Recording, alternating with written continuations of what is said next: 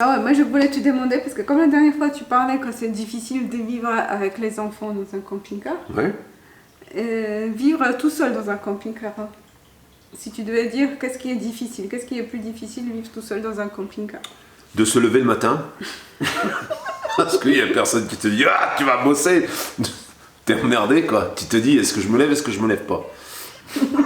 Ça c'est embêtant.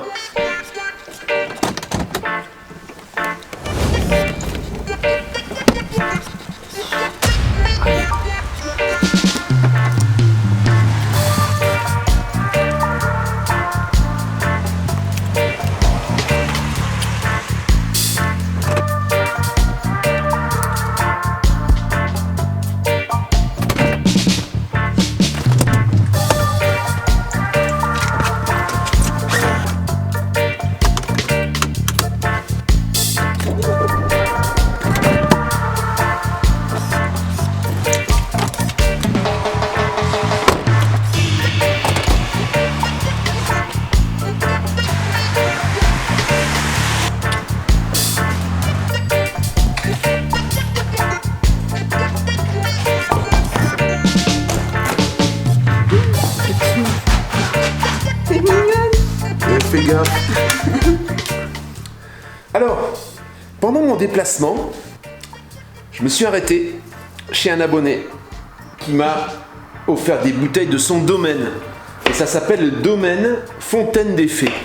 On a goûté le vin et il y a l'exploitant des terres donc, qui nous a expliqué un petit peu, qui m'a expliqué comment ça fonctionnait.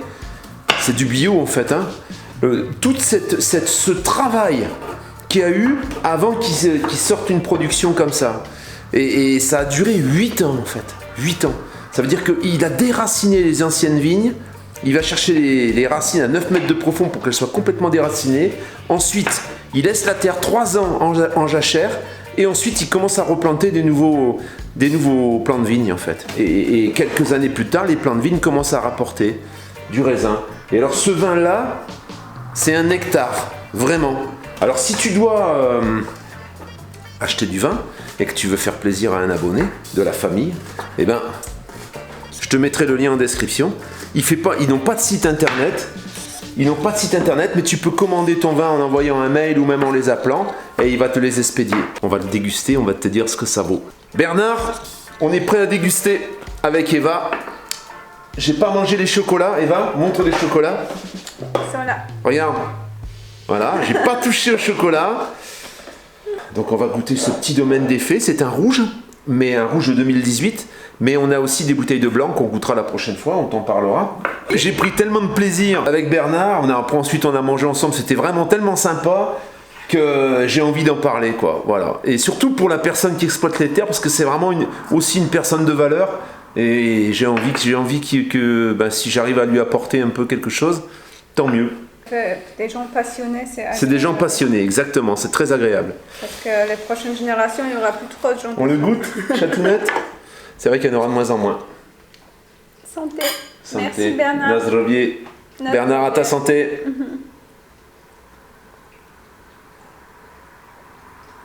Oh la vache. Alors? Oh punaise, t'as emmené juste une bouteille?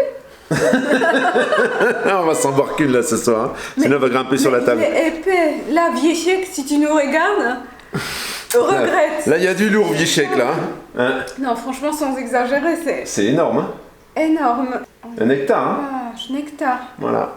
Pour les amateurs de vin, je le savais que ça allait lui plaire. Alors ce viticulteur, il m'a dit quelque chose qui m'a marqué. Il m'a dit au plus tu donnes à la terre, au plus elle te le rend en fait. Plutôt, ils ont une philosophie qui est magnifique, quoi. De faire attention à la terre et d'en prendre soin. Et du coup, les vignes, elles te donnent plus de raisins et du meilleur raisin. C'est incroyable quand même. Bonjour la famille. Bonjour la famille. Ça y est, Pascal, il m'a enfin repris dans la vidéo. Elle a dû... Bon... je lui ai demandé de faire... de me faire une lettre de motivation. J'ai demandé une promotion et puis il m'a viré. Il n'a pas voulu me donner la promotion. Elle voulait une promotion. J'ai dit... écoute, on va faire une chose. Je lui ai dit. pendant une semaine, tu vas pas apparaître sur la chaîne et je vais voir si je peux me passer de toi, je dis. Si je peux pas me passer de toi, je vais t'augmenter. Je vais te donner là, une promotion. il se la joue, le muscle. Sinon, c'est Elon Musk qui a dit ça. Sa secrétaire lui demande. Elle lui dit, je voudrais une augmentation. Tu veux une augmentation toi? Il lui dit, toi tu veux une augmentation? Il dit, alors, tu sais ce que tu vas faire? Tu vas prendre des vacances. Je lui dis, tu prends des vacances? Si je n'arrive pas à me débrouiller sans toi, tu auras une augmentation. Elle rentre des vacances, il dit, t'es viré. C'est dingue, hein, mais moi je peux pas, parce que moi c'est ma chatounette. Quelles sont les nouvelles des astres? Pas le désastre, hein, des astres. Des astres des étoiles, pas le désastre. Voilà. Alors, les Martiens, où ils en sont, les Lémuriens, tout ça, qu'est-ce qu'ils font? Est-ce qu'ils ont des informations particulières qu'Eva pourrait vous apprendre? Toi, c'est pas gentil. Je sais pas, je pensais que tu étais Moi, je voulais parler des camping-cars, lui, il me parle de que tu étais Marseille. directement en contact avec eux. Alors vas-y, parle-nous des camping-cars. Tu as certainement quelque chose de très intéressant à nous dire, Chatounette. Bah ouais, moi je voulais te demander, parce que comme la dernière fois tu parlais que c'est difficile de vivre avec les enfants dans un camping-car, Ouais. vivre tout seul dans un camping-car, hein. Si tu devais dire qu'est-ce qui est difficile, qu'est-ce qui est plus difficile de vivre tout seul dans un camping-car? De se lever le matin. Parce qu'il y a personne qui te dit, ah, tu vas bosser. T'es emmerdé, quoi. Tu te dis, est-ce que je me lève, est-ce que je me lève pas? Ça, c'est embêtant. T'es obligé de te faire ton café tout seul. Ça, c'est chiant. Hein. Ouais, Voilà. c'est quand je suis là, tu fais à toi, en plus il faut que tu fasses à moi. En plus. Alors ça serait mieux. Est-ce que c'est difficile de vivre tout seul dans un camping-car? Bon, toi t'es pas vraiment tout seul, parce que moi Non. je suis là. Bah, moi, je viens la voir de temps en temps, donc ça Mais déjà. je parle pas de ce côté-là, de vivre sans enfant. Je veux dire seul, ça veut dire c'est pas des difficultés au niveau familial. Les difficultés en général vivre dans un camping-car, même sans enfant. Qu'est-ce qui t'embête plus? Qu'est-ce qui m'embête le plus? Là, tu me poses une colle, on aurait dû préparer ça, parce que là, je sais pas quoi répondre. Qu'est-ce qui m'embête le plus? En fait, ce qui m'embête le plus, c'est de trinque-baller mon camping-car et ma bagnole, maintenant que j'ai une voiture. C'est un souci, en fait. Avant, j'avais pas de voiture. Pas de problème. Non, mais ça, c'est pas. Ben ça, c'est un problème, je trouve. Il faut transporter ta bagnole, Mais tu ça, bouges. ça c'est un problème que tu t'es mis sur la tête tout seul, que t'étais pas obligé. Alors ça, c'est pas lié au camping-car. Au camping-car en lui-même par rapport à un appartement. Oh, mais maintenant, par exemple, si tu devais choisir entre l'appartement, maison ou camping-car, qu'est-ce qui te ferait pencher, par exemple, d'aller vivre plutôt en maison? Ou est-ce qu'il n'y a rien qui te ferait pencher d'aller vivre... Franchement, tu veux que je te réponde vraiment franchement? Tu vas me dire que c'est pas vrai? Rien. Rien me ferait pencher pour habiter dans une maison aujourd'hui. La seule chose peut-être, c'est de ne pas avoir un emplacement ici à Annemasse ou ailleurs où tu peux te stationner sans avoir peur qu'on vienne te frapper à la porte pour dire dis donc, hein, mon gros, tu dégages là, t'enlèves tes merdes là. Ça c'est un peu enquiquinant. Le reste, je vois pas franchement, non. Tu vois Mariola? Je t'avais dit. Ah, c'est pour moi là. Eh oui, Mariola, moi je suis bien dans mon truc. Tu vas me dire, c'est peut-être, je suis un pouilleux, mais moi je suis bien. Je suis franchement bien parce que, en fait, ça t'enlève. C'est ça qu'il faut comprendre. À partir du moment où tu maîtrises le bricolage, que quand tu as un problème, tu sais pallier à ton problème, c'est le pied. T'as plus tout le souci de la structure, de tout ce bordel que tu as autour de la maison. Parce que tu as la maison, mais tu as tout le bordel autour quand même. Tous ces trucs que tu accumules, tous ces frais, ces choses que tu as à payer, tes tracés, tout ça c'est vachement lourd en fait. Et c'est ça. Tout ça s'appelle la civilisation. C'est ce que l'homme a toujours voulu atteindre. C'est ce que l'homme, ce qui fuyait, c'est le manque d'occupation. C'est vivre dans la nature, non, mais là, affronter les difficultés. Ça, c'est pas des occupations, ça, c'est des obligations. Quand tu as une maison, c'est pas des occupations que tu as. Tu as des obligations. Réfléchis bien. Mais dans un camping-car, tu as des obligations. Ouais, elles sont divisées par 10. Tu te fais beaucoup plus yesh dans ton camping-car que moi dans un appartement. Il y a tout Mais toi, c'est tout neuf, c'est pas à toi. Ouais. C'est pas pareil. Toi, tu viens de rentrer là-dedans, c'est tout neuf. Imagine que ton truc, il est 10 ans. Tu vas avoir un cumulus qui va tomber en panne. Tu vas tout avoir. Tu vas voir. Ça passe comme chez toi, comme dans ton camping-car. Ouais, mais moi, tu changes tout le temps quelque chose, tu bricoles tout le temps quelque chose. Mais moi, je trouve que c'est minimisé par rapport à une maison. Maintenant, tout dépend de la maison que tu as. C'est sûr que si c'est tout neuf, que tu viens de l'avoir, là, tu as ton appartement tout neuf, c'est différent. Peut-être que c'est... En fait, moi, par rapport à ma vie d'avant, c'est certainement une déformation par rapport à ce que j'ai subi. Pour moi, maintenant, une maison, c'est un handicap. C'est sûr, si tu prends une vieille ferme de 15e siècle et il faut tout refaire, arracher les murs, les sols et tout retaper à neuf, ça ne m'étonne pas que c'est compliqué. Hein. Ça, tu vois, ça veut dire tu prends ça dans les dents. Ça, c'est une attaque personnelle. Ma soeur et mon beau-frère, ils ont construit une maison, ils ont vécu 30 ans dedans, à part seule chose, problème parce qu'il y avait des fuines qui leur ont bouffé le truc dans le toit. Ils n'ont pas fait grand-chose. Ils ont changé de maison, ils n'ont pas fait de travaux, ils n'ont jamais rien fait. Ils ont construit une maison de bonne qualité, ils n'ont jamais rien fait. Et si tu achètes une ferme, quand tu t'investis dans un truc comme ça, c'est lourd, hein, c'est normal. Mais en fait, je vais vous dire un truc, je fais tout moi-même. Quasiment tout. Je me suis pas en train de me vanter. Hein. Je fais quasiment tout moi-même. Quand j'ai un truc qui va pas, je le démonte et je le répare. Tout au moins, j'essaye. Dans les deux cas. L'autre, si ça m'a fait peur, je croyais que c'était Kalinka, quelque chose lui est arrivé. Ophélie, bonjour. Oui, Damien. Oui. C'est pas grave, dis-moi. Ben, le collègue que j'ai eu tout à l'heure, en fait, il me disait qu'il allait essayer de brancher par derrière la prise, en fait. Bon. Ben, si tu te repiques sur l'arrivée de courant par derrière la prise, tu tires ce câble et tu vas jusqu'au convertisseur. Alors, moi, ce que je ferais, peut-être je mettrais un coupe-circuit entre sur ce câble-là pour le couper au moment où tu te branches au 220, parce que sinon tu vas griller ton convertisseur, tu vois, c'est tout à fait possible, sans avoir une prise qui sort par l'extérieur, tu vois. Très bien. Bon, c'était ça parce que moi c'est pas pareil, moi j'ai pas le même branchement que toi, moi en fait je viens pas me brancher à l'extérieur le 220, moi c'est une rallonge qui est intégrée, et je sors cette rallonge et je vais me brancher au 220, mais ça c'est pas le 220 qui arrive à mon véhicule, c'est moi qui vais avec ma rallonge me brancher au 220, donc pour moi c'est beaucoup plus simple d'aller brancher ce câble sur une prise que j'ai posée, mais toi dans ton cas, toi, tu peux pas faire ça parce que la prise elle est à l'extérieur, donc qu'est-ce que tu fais? Tu te repiques derrière le bloc.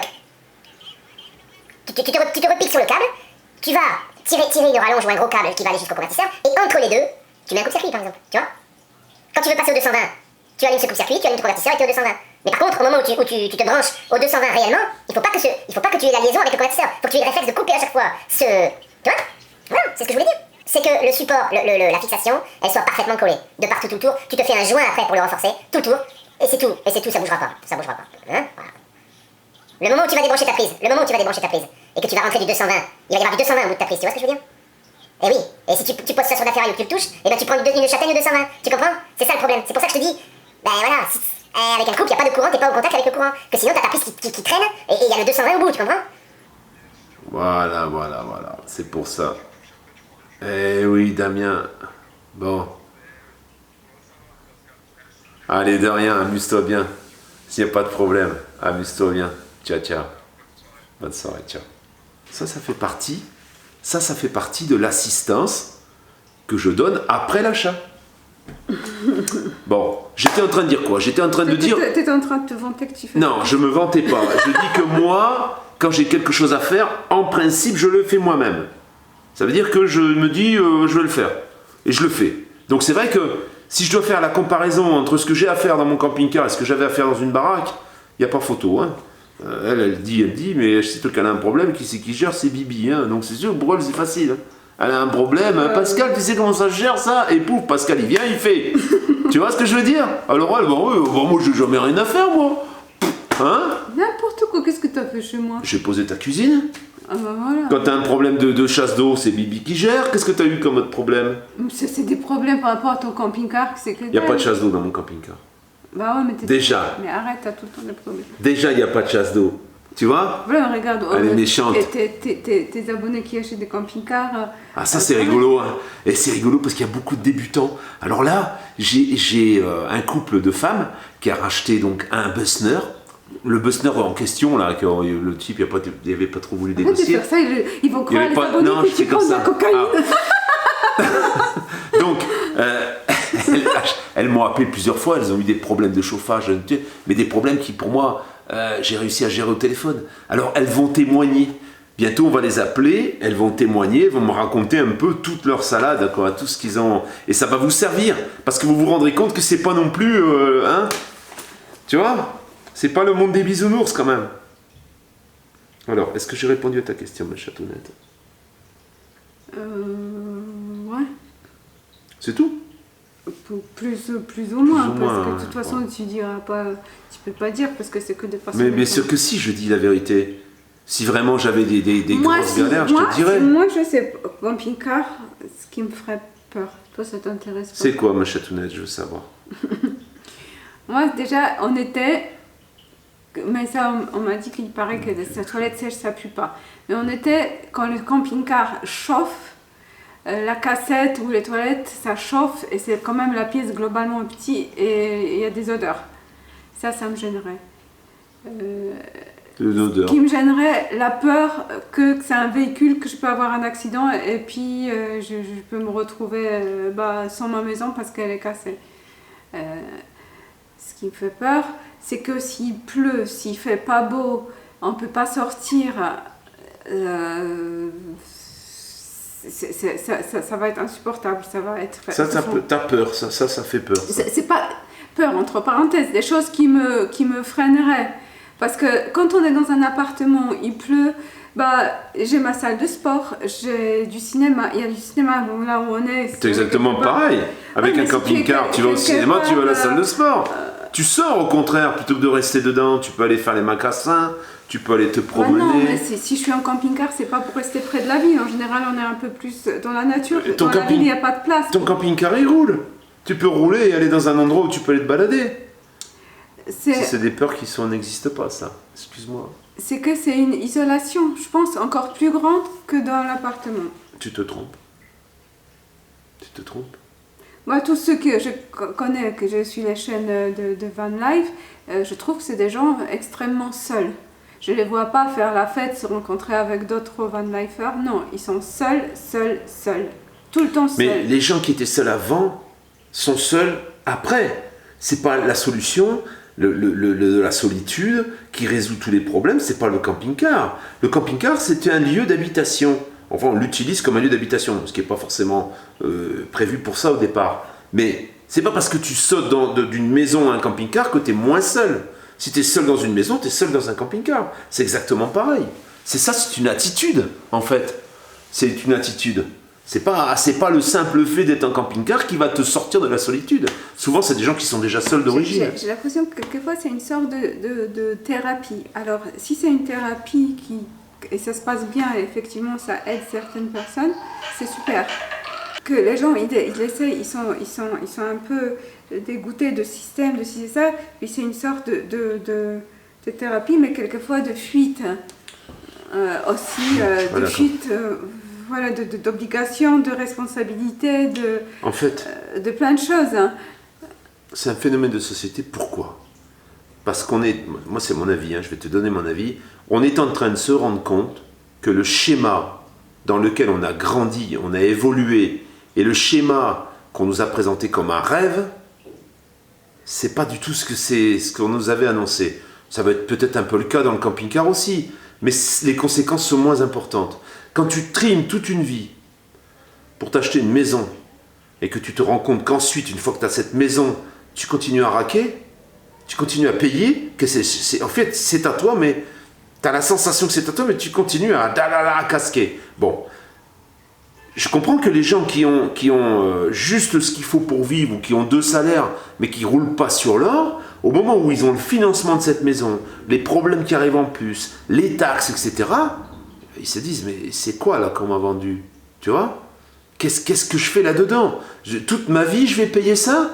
Et c'est ça qui fait réfléchir les gens. Et ces gens, le camping-car, c'est pas une finalité. On peut trouver tout un tas de modes de vie alternatifs qui te sortent de cet engrenage. Voilà. Après, le camping-car, c'est pas la résolution à tous les maux. Hein, Mais je veux dire, c'est que c'est toujours un problème psychologique ou matériel, souvent, je dis pas on toujours, l'a déjà dit, mais... qui pousse les gens. Si quelqu'un a une super situation financière, qui aime son travail, je pense pas que d'un coup il va tout plaquer et aller vivre. Moi j'en connais. Dans nos relations, dans ceux qui m'ont demandé, ah non, il y a des gens qui sont en pré-retraite, qui sont bien avant la retraite et qui veulent décrocher. Alors c'est souvent, en fait c'est l'expérience qui fait ça. C'est le vécu. Quand tu as pris beaucoup de risques dans ta vie, que tu as mis en place des sociétés, que tu as travaillé, qu'on t'a piqué. J'ai eu un abonné là, il y a quelques jours, là, il me disait qu'il s'attendait à avoir une bonne retraite, il était artisan toute sa vie, il n'a pas cotisé spécialement, il a des biens, donc on considère que du coup il n'a pas droit au minimum retraite. Lui il pensait qu'il allait avoir le minimum retraite. 600 balles on lui donne. 600 € de retraite. Tu fais quoi avec 600 € de retraite quand t'as casqué, t'as bossé toute ta vie? Parce que tu peux avoir un regard extérieur aux gens qui sont entrepreneurs en te disant ils se gavent. C'est un cauchemar la plupart du temps. La plupart du temps, tu pédales pour essayer de payer ce que tu dois. Tu vis un peu mieux que les autres, mais c'est une illusion, la richesse dans l'entrepreneuriat. C'est sûr qu'il y a des grosses boîtes qui gagnent leur vie, mais la plupart, tu ne gagnes pas plus ta vie qu'un salarié, quelquefois. Alors, quand tu arrives à la retraite, tu te dis « Ah, je vais avoir une bonne retraite ». Et là, tu te prends 600 balles. Alors c'est sûr que peut-être il a des biens. C'est ce que je dis, mais là c'est un dégoût oui, c'est un dégoût, mais c'est toujours comme ça. Tout est en fait dans la vie, quand tu agis et que tu cherches une autre solution, c'est que la solution dans laquelle tu es ne te convient pas. Peut-être que la solution dans laquelle tu vas rentrer ne va pas te convenir non plus. Mais en attendant, tu cherches pas un échappatoire, tu cherches à changer ton mode opératoire. Je pense que si là le gouvernement dit qu'à toutes les personnes qui vivent en France, ils offrent une magnifique maison avec jardin, gratuitement, qu'ils n'ont rien à payer, je pense que le nombre de gens qui vivent dans le camping-car diminuerait vachement. Alors c'est juste pour dire que c'est quand même... Ça ne se pose même pas la question. Voilà, c'est quand même, si tu offres à tous ces gens qui ont une belle maison... C'est juste pour dire tous les gens qui rêvent de vivre dans un camping-car et qui se font un rêve énorme, que c'est quand même, on diminue le confort, on n'augmente pas. On se rassure au niveau psychique parce qu'on se débarrasse de plein de problèmes que ce système nous impose, mais on diminue dans le confort. Le confort, mon idée, le confort, elle vaut ce qu'elle vaut. C'est pas forcément un gros canapé, de l'espace, du chauffage. Le confort, il n'est pas forcément là. Le confort, il est là. Ça, c'est le confort principal d'une vie, c'est dans ta tête. Savoir que tu es libéré des choses, c'est confortable. Savoir que tu n'as pas tous ces fardeaux derrière toi, c'est ça le confort. C'est confortable parce que maintenant, mais c'est égoïste. Maintenant, tu peux être dans cet égoïsme parce que ta situation te permet. Mais comme tu as des enfants, et quand tes enfants sont avec toi dans le camping-car, ils n'ont pas leur chambre, ils ne peuvent pas jouer tranquillement, ils se tirent dans les pattes, vous ne pouvez pas vous croiser parce que la pièce est tellement petite. Tous ceux que j'ai entendus, qui ont voyagé avec des enfants en bas âge, les enfants en bas âge qui sont devenus grands étaient différents. Différents dans le sens où ils ont grandi, alors je ne dis pas que c'est la panacée, je pense qu'il y a des moments de prise de tête, mais en attendant, ces enfants ont grandi dans quelque chose d'apaisant pour eux, en fait. Et c'est des enfants qui sont différents dans le bon sens du terme. Ça veut dire qu'ils ont une vision du monde qui n'est pas celle qu'on leur donne, tout chaude, à l'école et ailleurs. Mais ça, c'est pas grâce au camping-car. Mais c'est pas que grâce à les sortir de système d'éducation qui est pourri. Mais le système du camping-car, c'est pas... Bien sûr, j'ai jamais dit que ça passait par le camping-car. Il y a de plus en plus de mères qui décident de faire l'école leurs enfants à la maison. Oui. Et c'est exactement la même chose. Mais ils vont voir quand même leurs parents dans la tourmente. Le problème, il est là. Le problème de notre société, c'est que les enfants voient leurs parents dans la tourmente. Il n'y a pas que l'école. C'est un contexte. Le contexte de cette société, il est là. Ils grandissent dans un climat de crainte, de peur, pour la plupart, Et tout le monde n'a pas des sommes d'argent importantes tous les mois. Et du coup, ils voient leurs parents batailler pour payer ce qu'ils doivent tout le temps. Je dis pas, le camping-car, c'est un accessoire. C'est même pas à débattre, en fait. Oui, là, on sort de sujet. Non, mais ça fait pas partie. Toi, tu confonds le camping-car et le mode de vie. C'est deux choses différentes. Tu peux sortir des rails sans pour cela vivre dans un camping-car. Tu peux très bien décider de vivre dans une yourte ou de vivre sur la route avec un sac à dos. C'est pas, le camping-car, c'est un moyen. C'est pas la finalité. Et ça, je l'ai déjà dit. Tu as déjà dit un peu dans la vidéo précédente. Tu as parlé que c'est juste qu'il faut pas... Pour moi, il ne faut pas idéaliser le camping-car parce que c'est pas si idéal que ça. C'est différent. Il y a d'autres problèmes, il y a d'autres... Si, c'est différent. Oui, mais je pense pas que tout le monde idéalise le camping-car. Il y en a qui choisissent cette solution parce qu'ils se sentent, même des gens qui ont des biens, hein. Tu sais que c'est pas pour rien que j'ai des abonnés. On a aujourd'hui, vous membres de la famille, il y en a certains qui choisissent de vendre leur maison. Quelquefois, ils ont 2 maisons, ils vendent et ils achètent un camping-car parce qu'ils veulent se débarrasser de tout.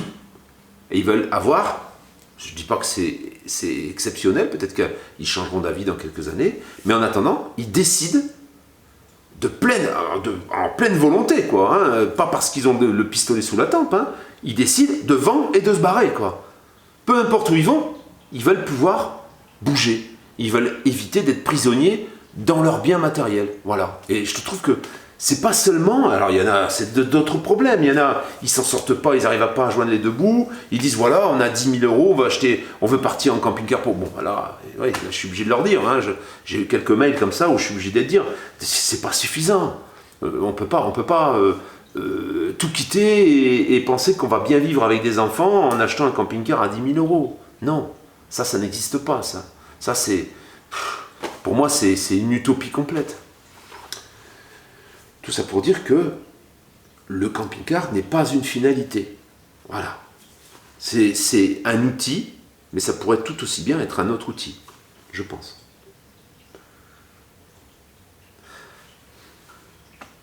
Moralité, elle est bien dans son appartement. Moi, je suis bien dans mon camping-car. Toi, tu es bien dans ta maison, dans ta grande maison. Toi, tu es bien dans ton Kangoo. Toi, tu es bien dans ton van. Toi, tu es bien dans ton bateau. Toi, tu es bien à la gare. Toi, tu es bien sur ton vélo. C'est à la gare. Routier. C'est bien. Tu es bien dans la rue sur un matelas. Arrête. Ben non.